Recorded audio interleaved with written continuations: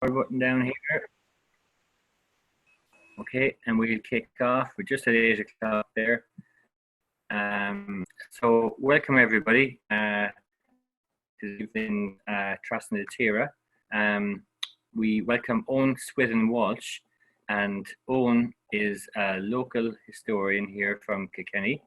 He has published this book, Kilkenny in Times of Revolution, and he also contributes to the Ireland's Own magazine here in Ireland, with various articles over a period of time.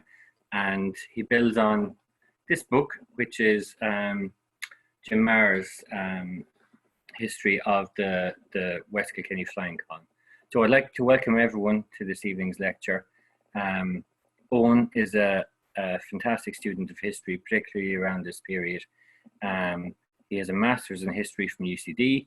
He was lucky enough to have Diarmuid Ferricher as one of his lecturers in UCD, and Diarmuid has always left a huge impact on his students. So I'll hand you all over now to Eoin. Are you there, Eoin? I am. Hope you can hear me. You can indeed. Great. Thank you very much, Liam, and thanks for that lovely introduction. Probably too kind. What I'm going to do today is talk about the War of Independence generally in 1920. I think people are probably all Kilkenny doubter. What I'm going to approach it in two ways. I'm just going to first of all give a crash course introduction on the build-up, what was happening before 1920, 1919, instead of just deep diving into it. And then secondly, and just to put it out there from the start, I'm covering the main events of the War of Independence in 1920 and before, so there will be people I leave out or events I leave out, but I've just kind of going to go with the heavy hitters. And I've kind of approached this as well, that it's, even if you've never studied this period of Irish history, you should be able to follow it.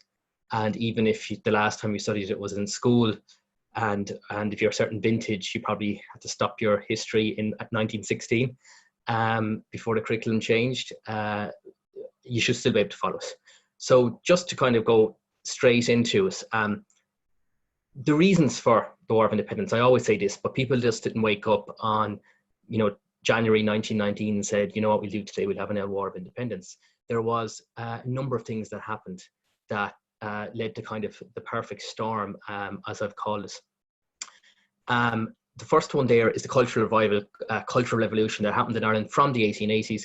It was a newfound love of all things Irish. So that includes the likes of the Irish language, which is the Gaelic League. We all know that Irish language was banned in schools until the early 1900s.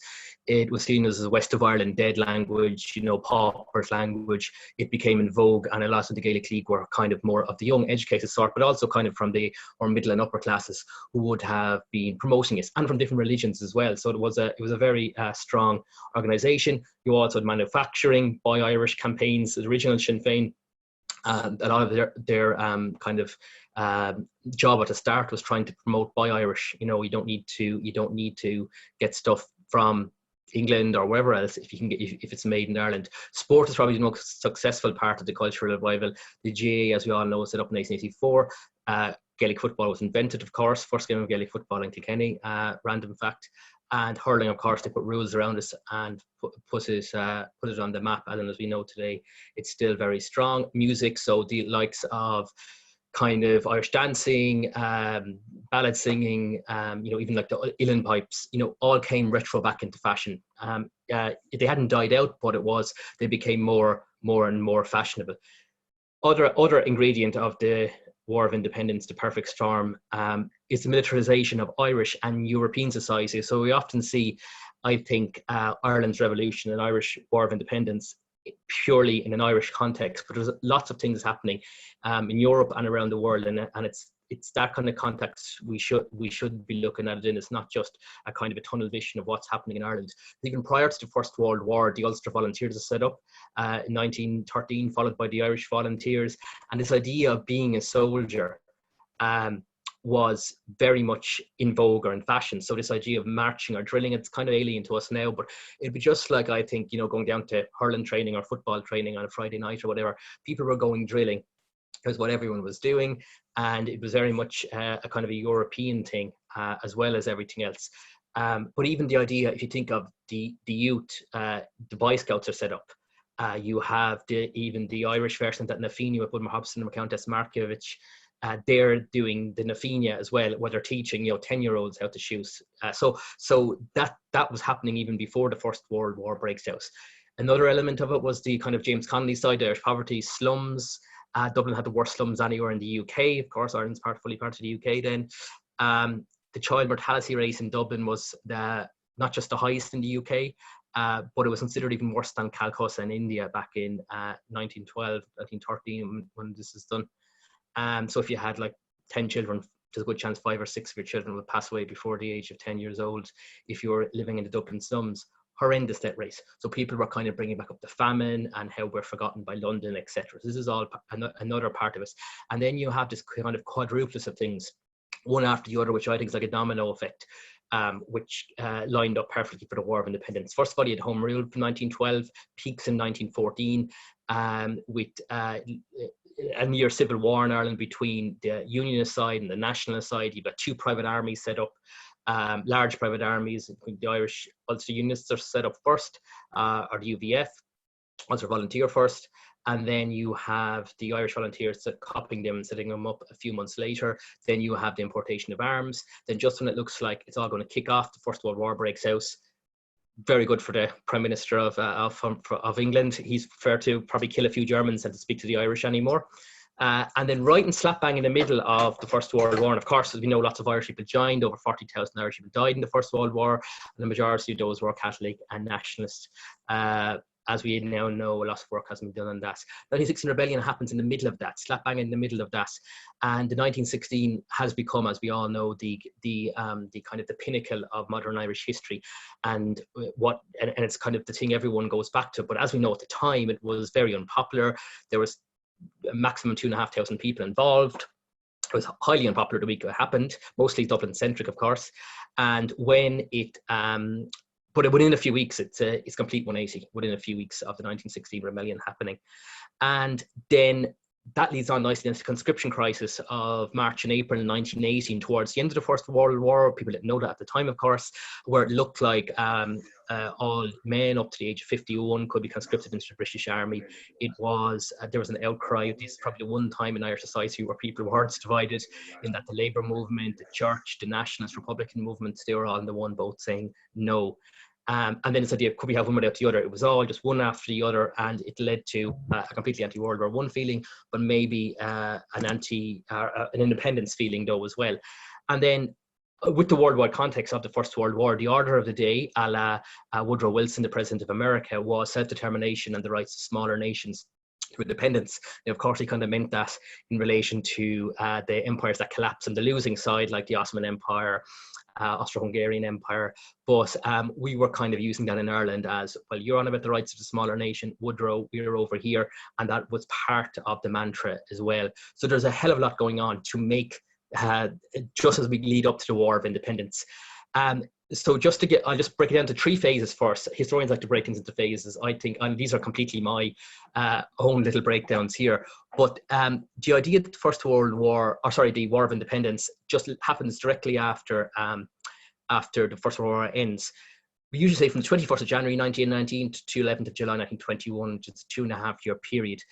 You could put historians in a room and they'll argue over, is the 21st of January 1919 the actual date it really started, because the reason people say that is because back in 1918 there was people killed down in Kerry during the conscription crisis, both soldiers and Irish volunteers and soldiers. And then people say, well, nothing really happened in 1919. Maybe the War of Independence doesn't actually start until 1920. But that's neither here nor there. I don't think it's kind of material. But the way I divided it down is, I think it's phase 1 takes in the first year, just nicely takes in the first year. So kicks off in January, of course, with the Dáil and Solo Hebeg. And there's this kind of euphoria over the Sinn Féin landslide in the December election, which was just a few weeks previously. And we have the establishment of the Dáil and the labour unrest, which takes off in the first period as well, because of the declining economy after the First World War. But 1919 is, you cannot say it's that much of a military conflict. The kind of order of the day is passive resistance. So it's just to be aware that it's not a kind of a the War of Independence isn't just all, ambushes straight away and fighting straight away. There is a progression and a kind of, there's ebbs and flows in this, with different things happening at different times. The second phase I put in is from January 1920 up to July 1920, which we'll be talking about today mostly. And then things change, they up a gear. They go from strategy of defensive to offensive, where they're going about trying to attack the RIC. So there's a gear change in that and accelerates pretty quickly. From January, there's RIC barracks that are attacked throughout the country. And of course, RIC is the one place you probably would attack because RIC would be enforcing the King's writ through the land. And they were saying, we have a republic and we are going to stop there trying to do their civil authority on the land. It's quite successful for the IRA in this period, and a sense of positivity as the police leave the countryside in some areas and some people. And there's a general strike in this as well, just the huge part of the labour movement and all this. And also the Black and Tans arrive in March, during phase 2 in March 1920. We're just gone past the 100th anniversary of that. And then phase 3 I've put in from August 1920 to July 1921. So it's kind of the last 10, 11 months of the War of Independence. And the reason is everything just changes, really just goes up again, up a tempo again. It's the most deadly phase by far. You've got the creation of what we do remember most of this, the ASU, which is Active Service Units, otherwise known as the Flying Columns. The Irish War of Independence is highly localised. It's, everything, all politics is local, but all war is local at this stage. Ambushes, guerrilla warfare, the tactic of the day. Hunger striking ceases during this period, but it was very strong tool of war in the period before. We also have the arrival of the infamous auxiliaries in the end of July, start of August 1920, who are sanctioned with the Black and Tans to do reprisals. Martial law also and curfews come into place from December 1920, so it'll be the end of this year, that'll be at that anniversary. So there's a hell of a lot of things happened. I think this is nice to divide it up like that. It makes it easier to understand. But just before I go into that, just a little bit on 1919, just as what would happen, we'll say last year, 100 years ago. So you'd be aware of what our grandparents and great-grandparents, or even parents at some stage, put up with. That's probably the most famous picture of 1919 anyway, I would call it. It's the Dan Breen poster. That's you see in pubs all around Ireland. But the War of Independence obviously starts off on 21st of January 1919, just nicely for historians, because you've got the first Dáil taking place, and you've also got a Solo Head Beg or Solo Head Beag. First Dáil takes place in open fanfare. It's not kind of underground or illegal at this stage. There's probably more journalists and reporters there than there actually is TDs, because most of them are in prison.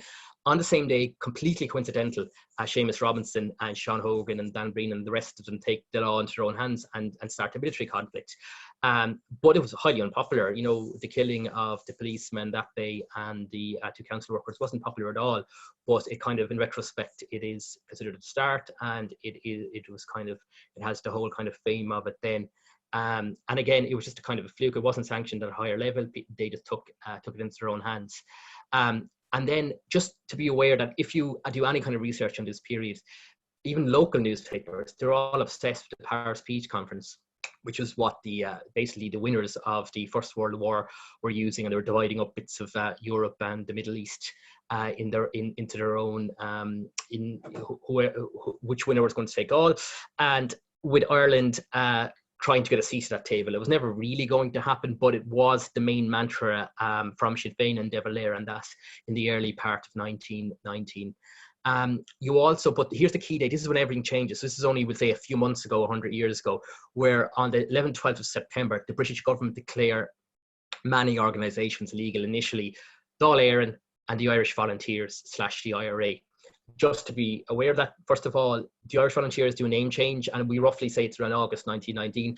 The main reason is that Cathal Brugh, the Minister for Defence in the first Dáil, he asked them all to take an oath of allegiance to the Republic, and from then they became known as the Irish Republican Army. And again, I like that kind of Sinn Féin. There's been about 14 or 15 different versions of the IRA and counting at the moment, but this is kind of the original one. Same as Sinn Féin. It's not how we'd recognise the modern Sinn Féin party. The original Sinn Féin was very much middle ground, middle of the road, many different shades of green, from very light green to very dark green.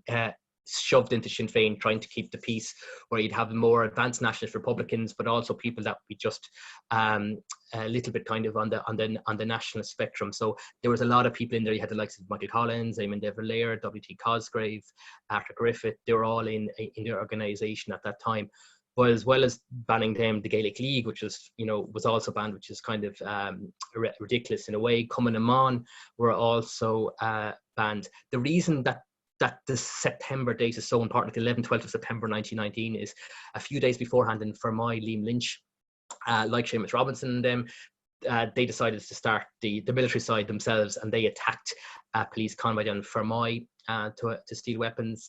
And it was the first British soldier killed since the 1916 rebellion in Ireland in any kind of battle. So it was a turning point. The British now focused their attention on Ireland towards the end of 1919. The RIC boycott is the main thing of 1919, where the RIC are boycotted throughout the country, and that's again quite localized depending on where you are in the country. The year ends as it had started off, with another attack with some of the Tipperary lads involved as well, with the failed assassination attempt of the Lord Lieutenant of Ireland, Lord French, and there's a policeman showing his car there with bullet holes in it, and he survived, but he was kind of strongly against the, shall we say, the Republican movement. Is very much of the unionist persuasion, very unlike his sister, who was kind of a suffragette and feminist and very for the Republican cause. Just as for anyone who's never studied this before, it's kind of confusing. So I just put this in because it's a nice little chart. Who is fighting who here? You've got the Crown Forces. I use that as a general term, and that is made up of four main elements. You've got the Royal Irish Constabulary / the DMP in Dublin, and they're mostly all Irish people. They've been around since the 1830s, and they are very much integrated into Irish society. You also have the military, which are the military soldiers and regiments that are stationed all over Ireland. They've been very depleted at the First World War, but they start to fill up then from 1919 as more soldiers are drafted into Ireland, and there's different regiments in different places. You've got the infamous Black and Tans, which only come in 1920. And then you've got the auxiliaries. I'll talk about them in a second, which are the officer class, which is a separate organisation. And who are they fighting? They are fighting the IRA, Irish Republican Army, and Cumann na mBan, which you could call the female IRA, if you want to call them that.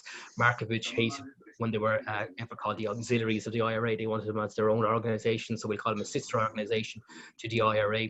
And then I just say there about the Irish Republican Army being renamed in August 1919, roughly. And then just also to note, which comes up an awful lot, locals often refer to any member of the Crown Forces as the Tans. So when they arrived, the Tans did say, "Oh, the Tans have arrived," and it could be mixture. It could be military, Black and Tans, and auxiliaries, or it might be just auxiliaries. So it's just to be aware of that if you're ever studying periods of this, to find out who they're actually talking about. And that's the reason also why this is also called the Tan War, because that's a lot of the veterans would always say the Tan War. They never call it the War of Independence. They might have been calling it that at the time. This time 100 years ago, it was the last thing they were worried about. Just to give a little breakdown about the auxiliaries and the Black and Tans. Black and Tans come in March 1920. Who are the Black and Tans? We now know that, there was this old thing that they were the kind of dregs of British prisons. They weren't. People have done research on this. I think it's less than 20% that actually had any kind of criminal record. What the Black and Tans were mostly what you could consider unemployed men from cities. Who had been unemployed since the First World War. Most of them had took part in the fighting. They were very much working class, and the main towns they came from was London, Liverpool, Manchester, and Glasgow. And there was also a big chunk of Irish people there from every county in Ireland were also in the Black and Tans, which is often forgotten, and maybe about 16-17%, not 100% sure. So it was very much a kind of a working man's kind of group, wanting to do, and they were kind of parachuted into rural Ireland, and they often conflicted because the Black and Tans were there to kind of help the RSC, who would become depleted in 1919 with mass resignations and people intimidated. So they were these kind of country bumpkins, Irish RIC meeting these real townies.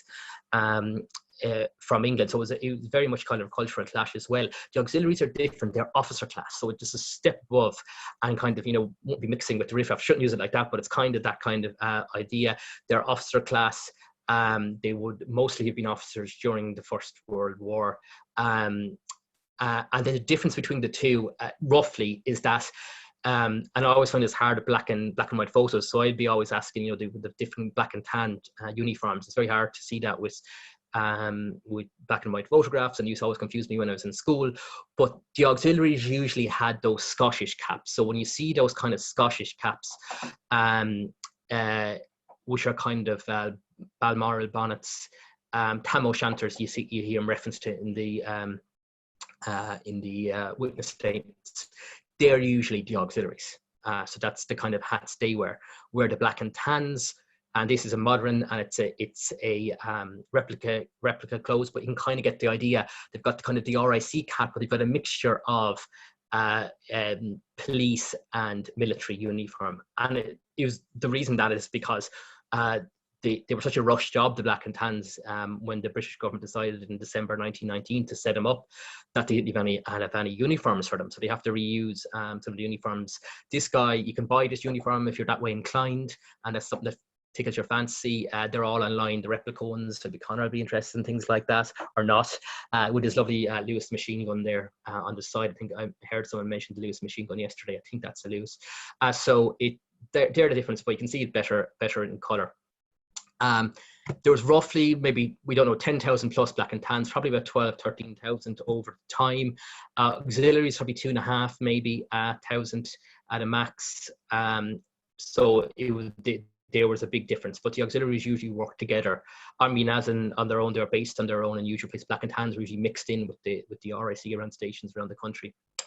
And to get deep dive into 1920, and I always just emphasize the fact that black and tans and auxiliaries did not arrive until March and July 1920, because people think they're there from the start, and they're not. I should have said the auxiliaries are paid £1 a day, which is a great wage. So if you were sitting over in England, or even if you're in Ireland and you're an officer and you wanted £1 a day, it'd be a good wage. £365 a year, when even £100 a year would have been a good wage then. So it was a pretty good job to get. From January, this was the start of 1920, the barracks start to be attacked. Lovely start for that for historians. Starts on the 2nd of January, we say, with the first barrack, Carrick-Tuathal, gets attacked in County Cork. Other thing I'm going to talk about in a second is the elections, the political side of the movement. These are huge, and they're kind of more of our relations who probably would remember the political side and the big election counts than they actually would any ambushes or that they would have actually taken part in them. They would have known more about that.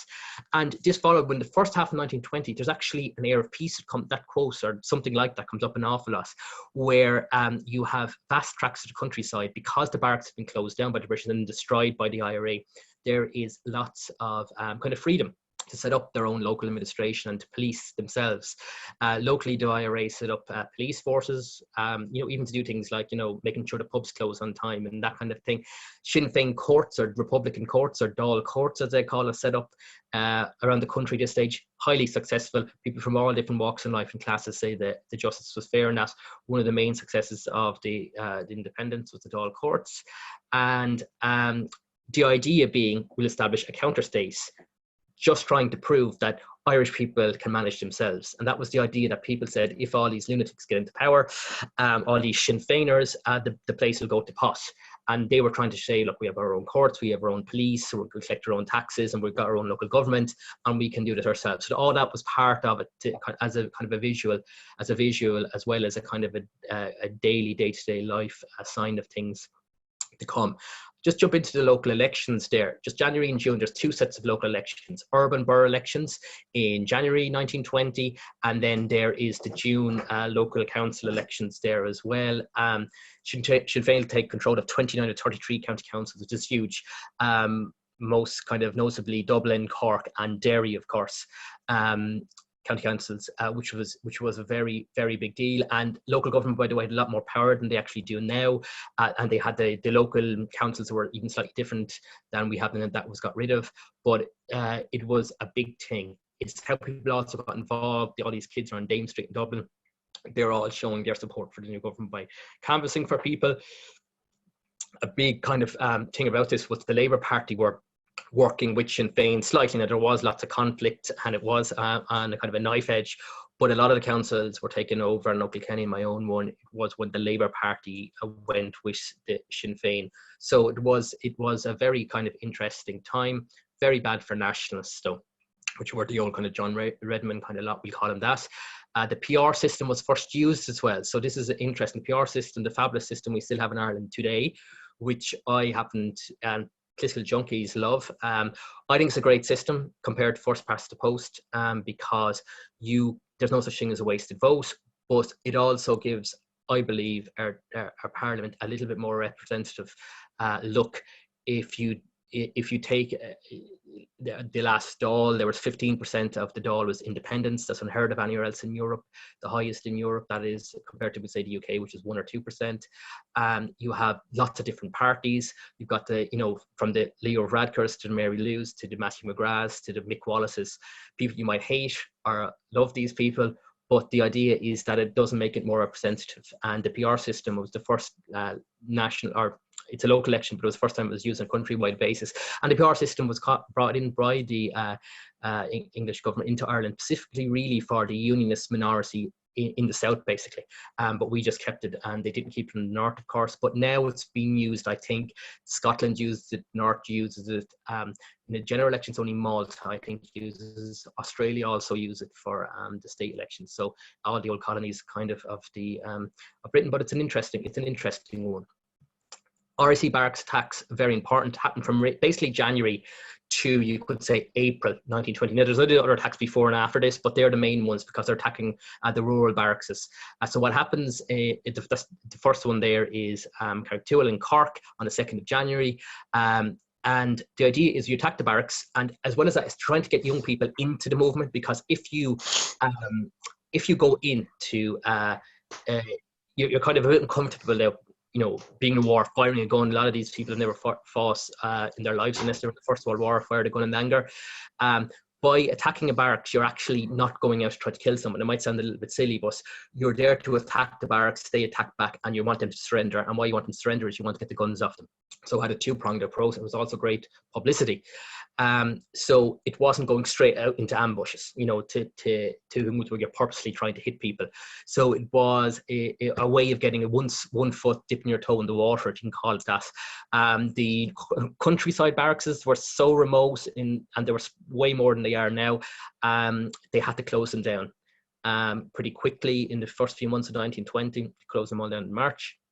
And then on Easter Sunday, 1920, they were destroyed by the orders of GHQ Michael Collins all around the country. Over 300 plus barracks are burnt down or knocked down.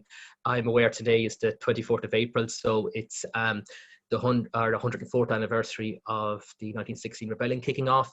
And you can even see how this quickly, 4 years after 1916, at the start of April, you can even see how quickly it's become at the de facto moment, or a very important moment in Irish history, that they're on the anniversary, they're burning down all these barracks. But it's also because people are off, and it's also because there's a Christian element to it as well. And then any barracks that were still around were knocked down on or burnt down on Ascension Thursday, the month later. But it's a big deal, and it clears the countryside of the RIC.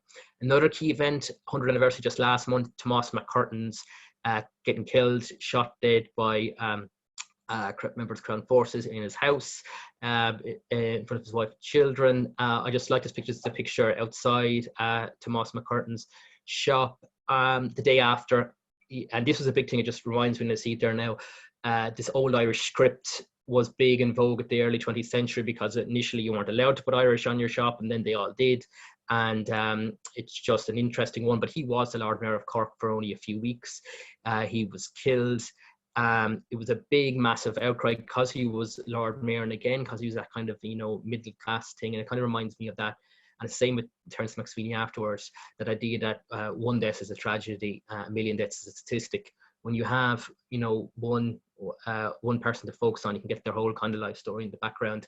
Tomás Mac Curtain actually was sentenced to death in the 1940s, actually, when he was in the IRA during the emergency, so-called.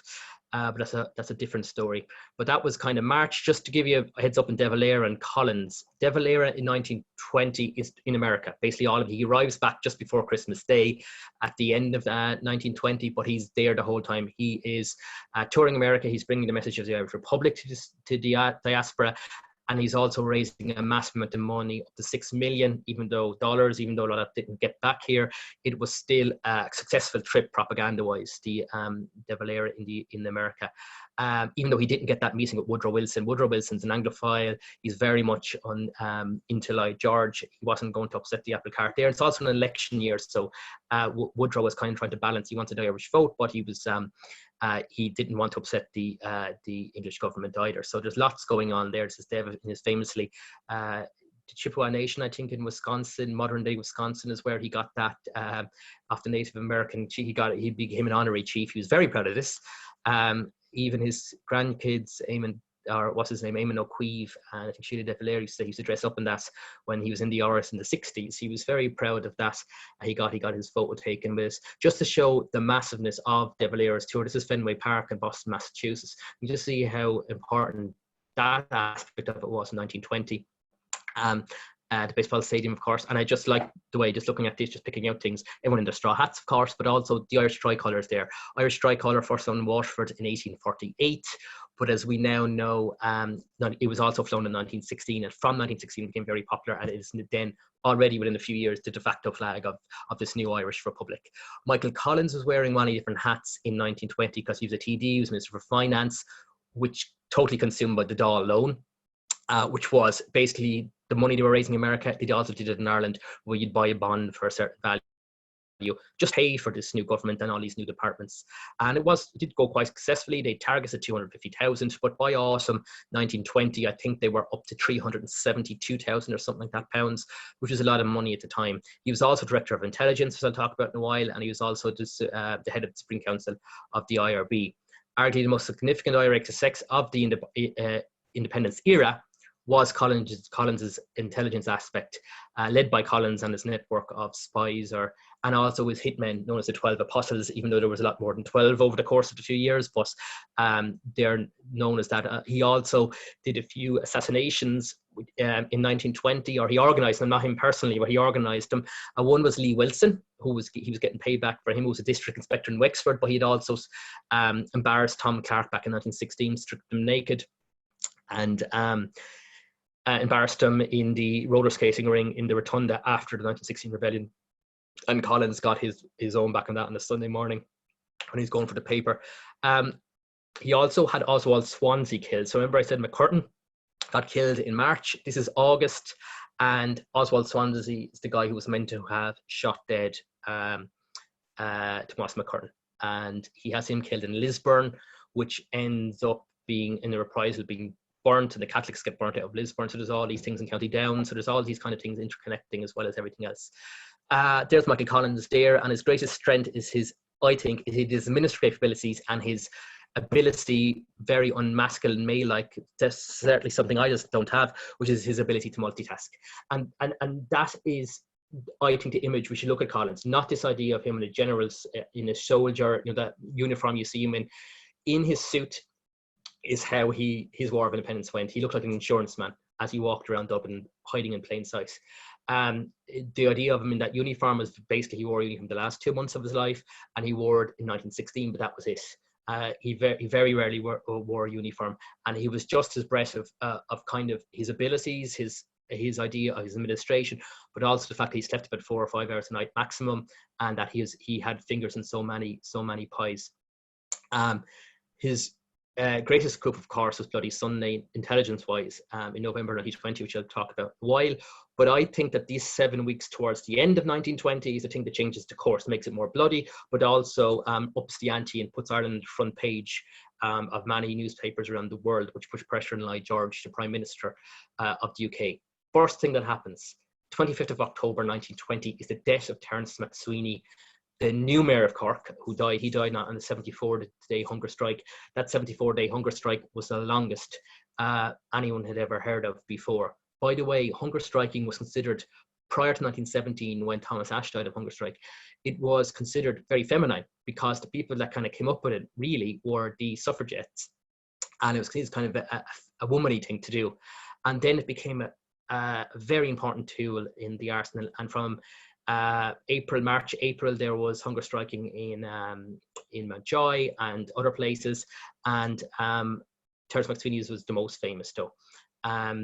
And 74 days was, it was literally like a countdown. People thought he'd die at 40 days, and he lived 74. People didn't know people could survive this long on hunger strike. So there was huge news around the world. The next thing that happened, I'll talk about all that in a while later, but 1 week after that, and people are still talking about Terence MacSwinney, when Kevin Barry's executed. He was the first guy executed as an Irish political prisoner since the 1916 rebellion. So you could say Roger Casement or James Connolly were the last, and then you had Kevin Barry being executed on the 1st of November 1920. So he's in that pantheon straight away. Within a few weeks, then you've got Bloody Sunday. 31 people are killed on that day, Dublin. And again, just we call it Bloody Sunday, maybe Mark 1. So we would say Bloody Sunday Mark 2 because, okay, we know it's 1972, Derry version of Bloody Sunday, but there was also people called the lockout in 1913 in August, or the baton charge. People used to call that Bloody Sunday as well. So there's lots of different Bloody Sundays in Irish history. But and also 2 IRA leaders and civilians in Croke Park are killed in that day. 1 week later, the Kilmichael ambush, Tom Barry's flying column killed 17 auxiliaries. Remember just saying 17 of this officer class. It's big, big news on the other side of the Irish Sea, as well as 3 IRA are killed in that false surrender controversy that's still there. But kind of the way I see it is that like Tom Barry's going to have an ambush. Their idea is to kill probably as many as they can. Within a few weeks, the burning of Cork happens. Again, highly controversial. And it's mostly auxiliaries do it, and it's in reprisal for the death of a soldier in this cross ambush the day before. And it happens in Cork, I think, because from the day before, some of the southwest counties of Munster, martial law comes in. There's a curfew, so they kind of have a reason to say they can do this, but it burns down a lot of Cork city centre. Terence MacSwinney's funeral is huge. He dies in London, Brixton. I should also say there's other people that died. There's another hunger strike that died the day of Terence MacSwinney, completely forgotten about. And there was another guy who started the same hunger strike as him, who died before. But Terence MacSwinney, because he was the Lord Mayor, he was in Cork in 1916, and because of, again, second that class distinction, that middle class background again, he's the one that jumps out. And it was worldwide news. They had a big funeral in the cathedral in South Ark in London. Then they allow him to go to Dublin, which is, I don't know why they did that, another big bit of a funeral there, and then down to Cork for his burial. So it's a huge thing. As I said, 74 days, people hadn't known. Just to show the worldwide context of Terence MacSwinney's funeral, you have, this is a French journal, and my pidgin French will probably still be able to work this out. Le Martyr d'Irlandaise, the Irish martyr. It's got a priest with him there, but what I think is even more important about this, if you look at the date, it's Dimanche, Sunday, the 9 September 1920. So it's a whole month before he dies, and he's coming up like a countdown clock. It's mad, but again, it's focusing on him and his life. And he had a famous quote: "It's not those who can inflict the most, but those who can endure the most." That quote has been used often by Republicans, and the hunger strike, of course, is used often still by Republicans. 1 week after them, people only come to terms with that, and Kevin Barry is executed. Now, Kevin Barry, who is he? He's actually born in Dublin, even though he spends a lot of time in County Carlow. They're from a middle kind of class family into Derry. He goes to school in Belvedere College. That's him in his Belvedere College rugby jersey, I think. And he's 18 years old. That famous thing of that lad of 18 summers. He is executed on All Saints' Day, which was, people say that, the British don't understand the Irish, and killing someone on All Saints' Day, a holy day of obligation and all that, was kind of crazy. And he's hanged as well, which is quite controversial again. He's the first guy executed since 1916, but he's also hanged as opposed to shot, which the 1916 leaders, besides Roger Casement, were allowed. So again, there's all this in it. He is very much kind of, and I don't want to be disrespectful, but it's very much, there's a whiff of kind of a boy band, One Direction thing off him, right? Because teenage girls can buy pictures of him after he's killed.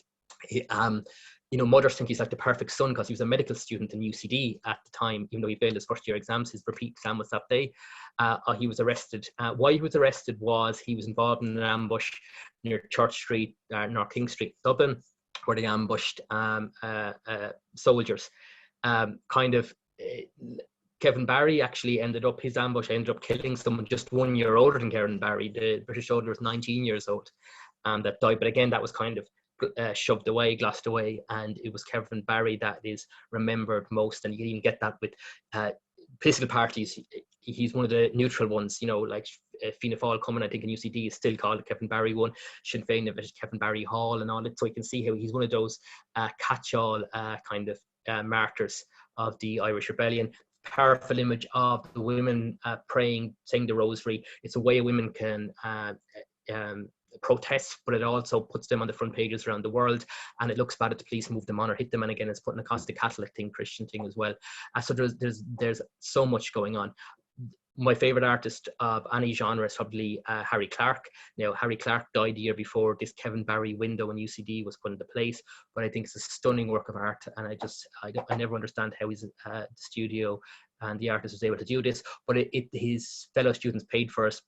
Up the 30s, but you can see Kevin Barry here, down here, and he's already been put up with the likes of James Connolly here in 1916. You can see Robert Emmett there, Wolfe Tone. So it's already been put in there. A few weeks after Kevin Barry, 21st of November, you've got Bloody Sunday. Cairo Gang are killed. These are not the Cairo Gang, but it's the closest we get. They were a different gang, but you can see how Michael Collins would work. He would look at the numbers, get the numbers, try to get the people, get their addresses. And it was a big coup for his intelligence network, because on that Sunday morning, members of the Cairo gang, the RIC and civilians, some civilians were caught in the crossfire, and some of their assistants were killed. And not all the Cairo gang were killed, but it was still a huge news story, especially across in the House of Commons, where the Croke Park thing later in the afternoon was completely glossed over, especially with the Times of London. But the killing of the Cairo Gang was a big deal. Why is it called the Cairo Gang? People always ask. Two answers to that. One is that they were in Cairo. England had a quadrumpus of 4 things wrong with them in this. They had Palestine, India, Egypt and Ireland, and they were meant to be there, but other people say it wasn't that. It was because they all drank coffee in the Cairo Cafe on Grafton Street. Either way, it was a big thing. That afternoon, the Crown Forces and mostly auxiliaries opened fire on the crowd in Croke Park, killing, of course, Mike Hogan, who famously the Hogan stand is named after. 12 are killed or crushed to death. The youngest is a 10-year-old boy shot from a tree. He's down the canal end, and he's shot as they're arriving. He just picked out. So it's highly controversial. This is the news story in Ireland, but it's kind of glossed over. Initially anyway, outside of Ireland, especially in the UK. And it was a challenge match, not in all Ireland, but it was a challenge match between Tip and Dublin. Football, there's meant to be, and I think it was in the first half, it's 2:45, it says in the ticket there, but there was meant to be anyway, hopefully will still be a kind of a version of that on the 100th anniversary this year, or close enough to us. Later on that evening, on the very same evening, 2 key members of the Dublin IRA, Dublin IRA and the GHQ staff, Dick McKee and Peadar Clancy, are killed by auxiliaries in Dublin Castle, who were based in Dublin Castle while trying to escape, was the usual route. They were 2 very important guys and very close to Michael Collins. So in fairness to the auxiliaries, they got the right people. But it was a big blow to the Dublin IRA and especially to the GHQ staff. The definition of it being in the wrong place and the wrong time. Poor Conor Clune, an innocent man who came to Vaughan's, and he was in the Gaelic League in that, so he wasn't a nationalist, but he wasn't anyway involved in the IRA. He was picked up at Vaughan's in the same day because he was going to meet someone there. He didn't have a room there, so they picked him up and brought him up, and he was also killed for no reason. And he was a nephew of Patrick Clune, the Bishop of Perth, Archbishop of Perth. Another side story is Clune, the bishop, tried to do a peace deal the following month. Didn't work out, but that's a whole other story. But it was highly controversial, and the shape of the bodies, one of them was shot directly in the head, but the other guy was badly beaten, so they knew, and tortured, so they knew it wasn't, and looked like one of them was trying to protect the other when he was killed. There was a stage photograph as well, which is part of it, and it's coming to the fake news thing, where the auxiliaries set up the photos and what exactly happened. And there used to be arrows. I've seen some photos with arrows, so you can see the auxiliaries here behind the chair, and the terrible Dick McKee or these Ironmen trying to get out the window, even though there's all solid bars, and this is why they shot them. So it's a little bit ridiculous and funny if it wasn't so serious, but it's that's what happened, and that leads us nicely into the kind of propaganda fake news thing. Both sides did a propaganda. Someone asked me what the difference between propaganda and fake news is, or someone gave a definition that propaganda has to be an element of truth, or has to be believable somewhat, where fake news can be whatever you want it to be. This is a famous photo, or infamous photo, where it was meant to be the Battle of Tralee, but the photo was staged in Vico Road in Kilkenny in Dublin, where Bono now lives, and everyone recognised it at the time. So it was a little bit silly, and that was the week after Bloody Sunday. So they were trying to again illustrate on the news to put the English version across, because the Manchester Guardian was given publicity to the Republican side. The Irish Bulletin was a little bit more primitive because it was typed up. And this was the IRA side, but in fairness, usually it was fairly based on fact, even though, of course, wholeheartedly on the Republican side. The guys who ran that were, of course, Desmond Fitzgerald, which is Gareth Fitzgerald's father, who became a Taoiseach in the 70s, and who else? Oh yeah, Erskine Childers, of course, who was executed by the Free State in the Civil War. He was the propaganda department as well. Just throw this in at the kind of end. It's just keep a broad context. There was a thing also in the summer of 1920 called the Connaught Rangers Mutiny, or the India Mutiny as it was called, when a group of soldiers in the British Army, Irish soldiers, refused to follow orders and dumped arms after they heard of the actions of the Crown forces back home in Ireland. 3 were executed, while a lot of the ones that were imprisoned and the mob lost their pension, which was one of the main reasons you joined the army. So just people are making kind of sacrifices because they had heard through the grapevine of all the reprisals that were happening in Dublin. Just to finish it off then, just in summary, and as well, I just want to shoot through things that I couldn't talk about there today, but I've discussed mainly the important military stories of 1920 because they're the big ones and they're the big anniversaries that people know about. But also, the conflict was in fact extremely multifaceted. People contributed in many different ways, including like the politics, the local government department, which is the Dáil local government, which is extremely strong. People contributed using journalism, coming on, especially carried and delivered ammunition and dispatches all around the country and countryside. People delivered first aid. People gave supplies, including clothes and food. People offered safe houses. People acted as informers and spies. People sold and purchased Dáil loans. The Dáil courts, people ran them. There was labour strikes with the unions, and that was all in support of the nationalist and Republican independence movement. So it was not just about the military side, I'm trying to emphasise, and that's why people often use the word Irish Revolution as opposed to War of Independence, because it's only implying the military side, but there's a lot more ingredients to it. And in fact, we've a lot more probably opportunity that our forefathers were involved in the other aspects than they were in ambushes. And other aspects I didn't cover today, including the huge death toll in the north of the country, especially in Belfast, which took on a sectarian element. I noticed it talking up next week, so I kind of purposely didn't talk about that. If you think of the 3 counties who suffered the most deaths, it was Cork, Tipperary, and then Antrim, which was basically Belfast, who had the highest fatalities, especially in the pogroms of 1920 when workers were kind of kicked out.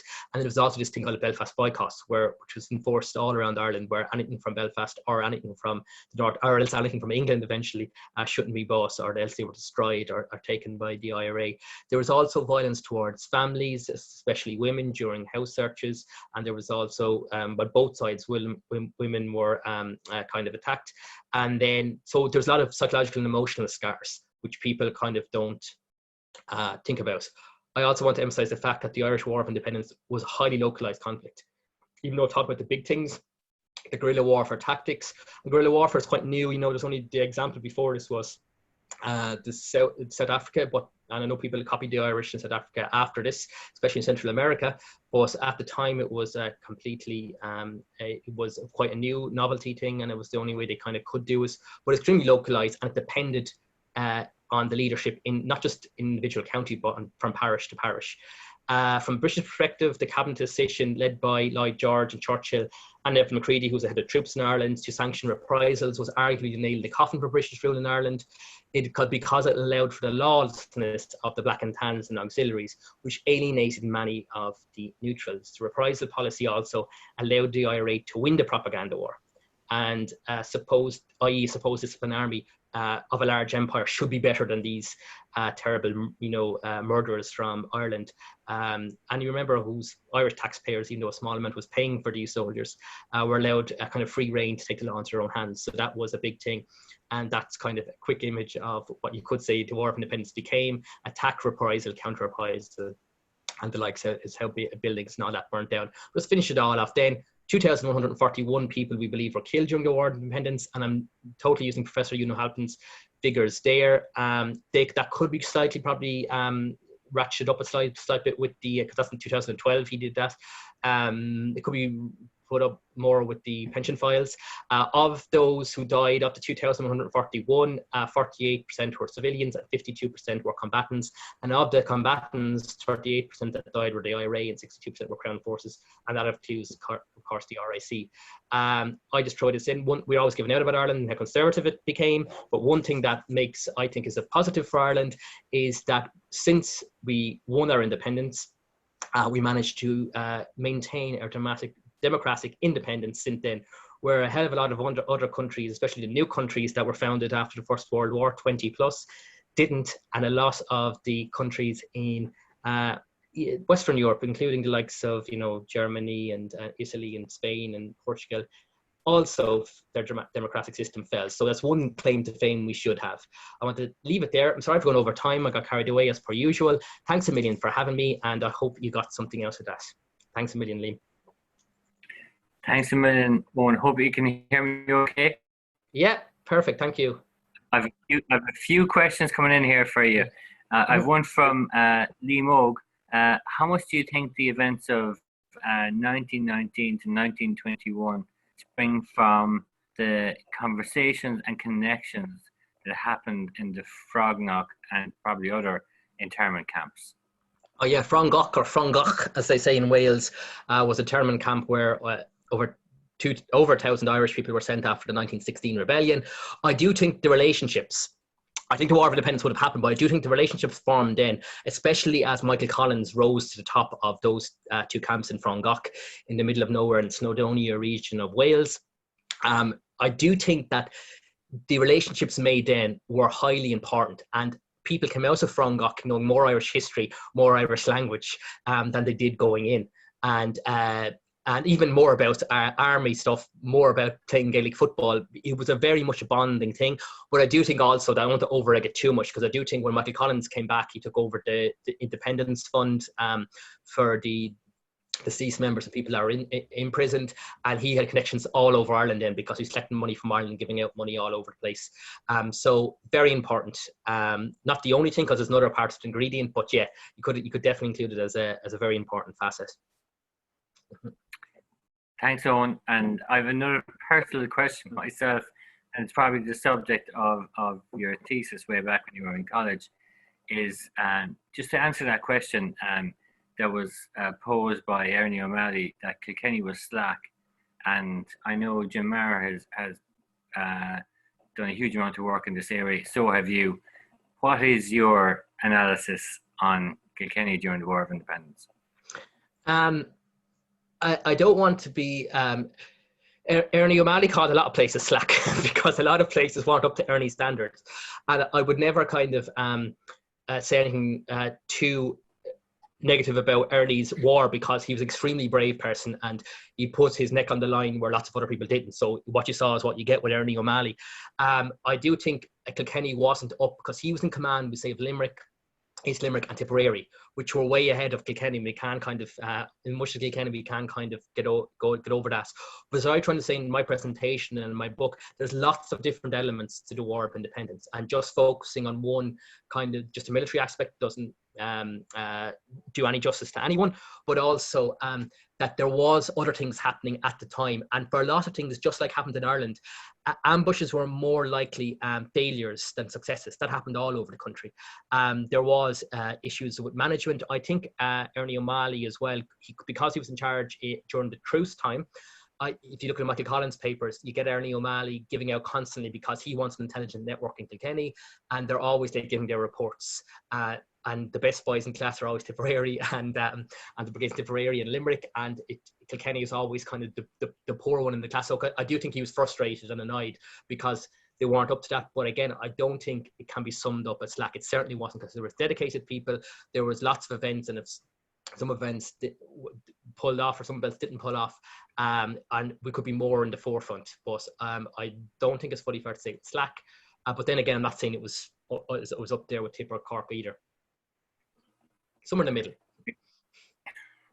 Great. Thanks a million, Eoin.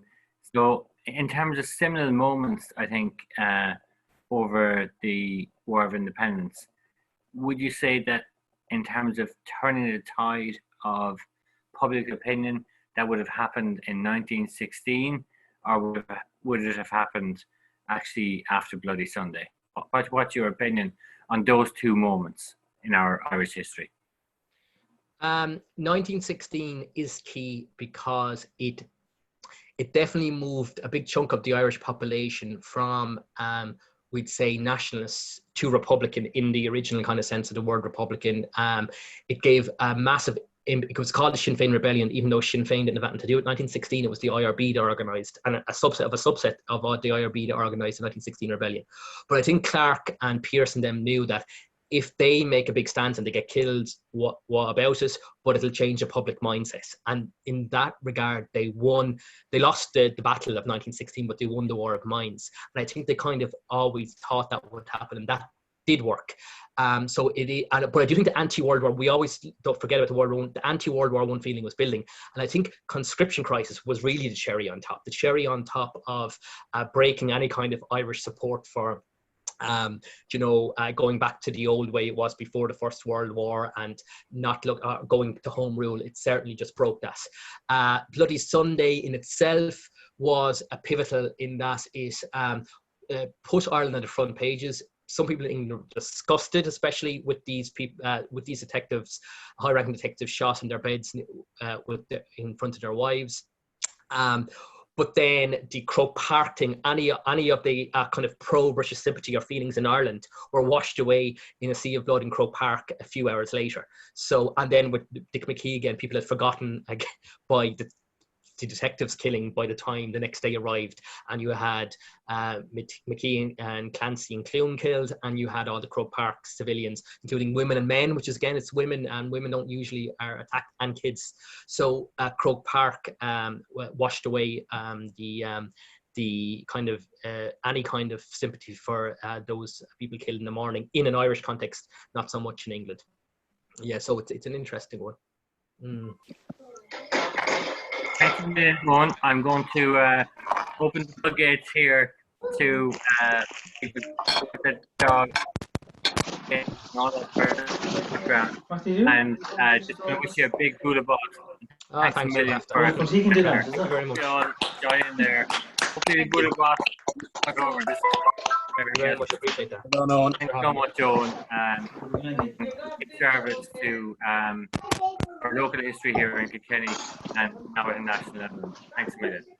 Thank you very much, Ian. Thanks for having me. Done. You need to ask somebody sometime about how you find out about what was held in Kilkenny.